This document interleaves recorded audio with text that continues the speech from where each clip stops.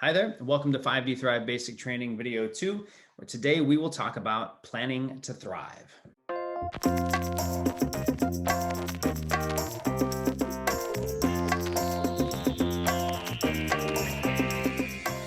All right, so it's not enough to just check your vectors. It's not enough to look in the mirrors and see where you're at. You've got to make a plan to get where you want to go, and this is how you do it. So once a quarter, we sit down, everyone on my team, everyone we oversee, we sit down and we look at our plan to thrive. And our plan to thrive addresses all 5 dimensions of our personalities, of our souls.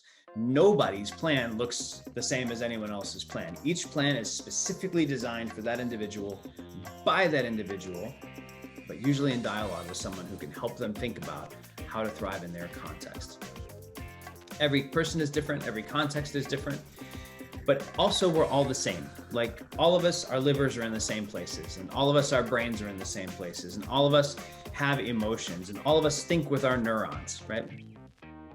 We're all made in God's image, the same and different. So our plans are similar in that they address all 5 dimensions of our souls, but they're unique to each person and to where we live when we live there. So the first step in making a good plan to thrive is to take an honest look at what you already do. You already have some practices, right? You already do some things to take care of yourself. What are you presently doing to take care of yourself? Take a moment right now, just a blank piece of paper, and write down like how you manage your diet, or what kind of exercise you do, or how do you check in with your emotions, or what are you doing to learn new things, or how do you manage your relationships, or how do you inhabit your connectedness to Jesus? Like, take a moment, write down the practices you already espouse. And once you've done that, you have a starting place to identify where you might need some additional energy invested. Right, so small amounts of energy invested in these 5 places, your spiritual, physical, cognitive, emotional, relational self. Small amounts of energy invested in these 5 places reap huge reward. There's a very large return on investment when you invest small amounts of energy in these dimensions of your soul. So when I'm making a plan to thrive spiritually, I want to ask 3 questions. How am I going to withdraw with Jesus and encounter him alone? How am I going to gather with others to encounter Jesus with others? Because there are ways that Jesus comes to us when we're together that he does not come to us when we are alone. Where 2 or 3 are gathered in my name, I'm there in their midst. He's everywhere, but he's especially there when we gather. I withdraw, I gather, and I obey.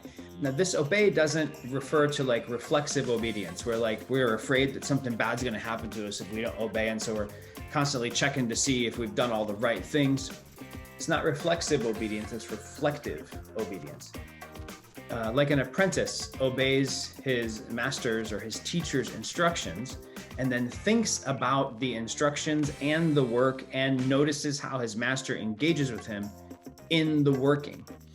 I'm trying to, as an apprentice of Jesus, I'm trying to encounter Jesus through disciplines of withdrawal, through disciplines of gathering, but also in the real warp and weave of ministry, of looking after other people, of trying to obey the commands of my teacher in the real world. Jesus meets us in those obedience events, and we encounter him at the anvil, hammering out his kingdom in ways that we don't encounter him at the altar. All right, so my spiritual plan will probably address those 3 things. My physical plan will address how I eat, move, and recover. What am I putting in me? How am I moving?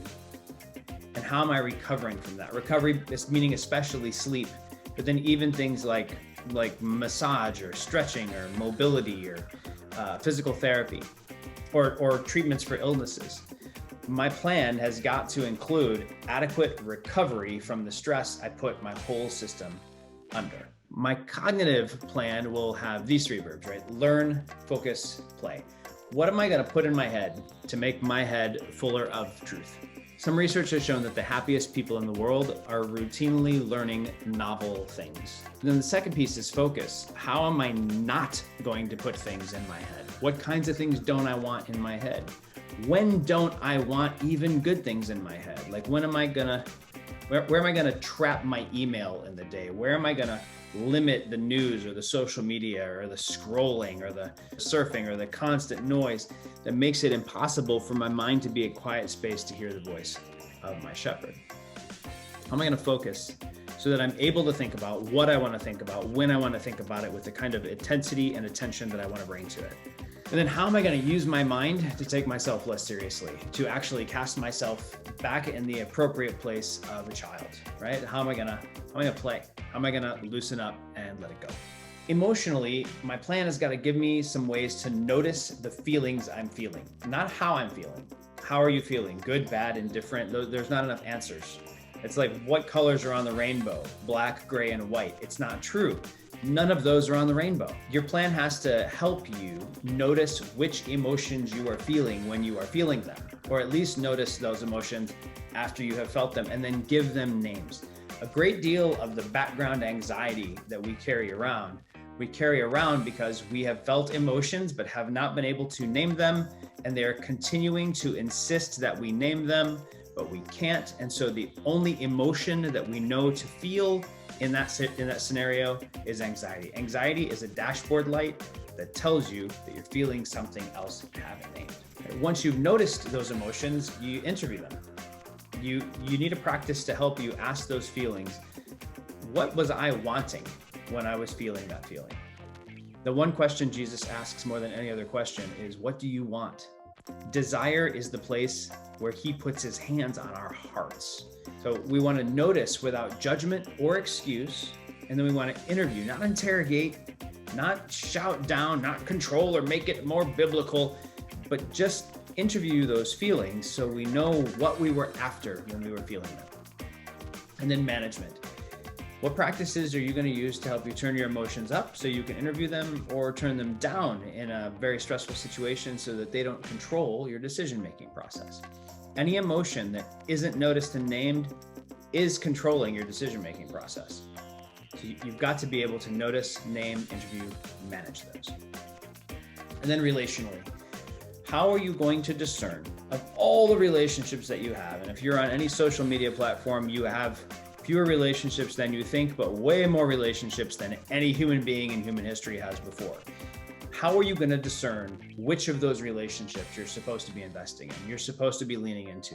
Which of those are supposed to be receiving life from you, and from which of those could you receive some life? How will you discern that? Your plan has to have a way to discern that. And your plan's got to have a way to invest. The happiest, most vibrant people in the world are routinely investing in the people most important to them. So exactly what strength do you bring to this relationship? What's the investment that you want to make? And then grow. Your Thrive plan has to have some room for growing in relational skill. For a lot of people in a cross-cultural assignment, that's going to be growing in cultural intelligence and growing in language competency.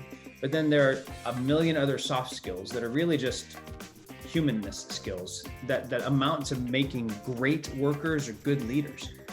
How will you grow in your ability to relate to others? Now, as you make this plan, you're not looking for the most progress you can get in every dimension all the time, 100. You don't need to be going to CrossFit 5 days a week, and a counselor twice a week, and a spiritual director twice a month, and marriage classes, and you can't fill your whole life up with trying to thrive. That results in a funny kind of jacked up narcissism that isn't really the Jesus way. You're looking for minimum viable progress, MVP, in all 5 dimensions. Minimum viable progress is this: how much momentum do I need in this dimension, such that if something goes a little sideways this week, it's not going to throw my whole soul out of whack?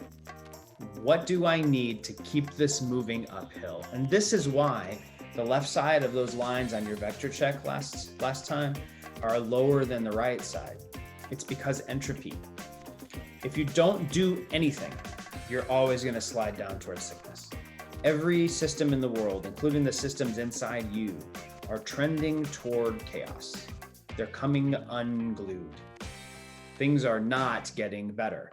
So when you invest energy, you can move them up. But without the investment of energy, they will trend toward chaos.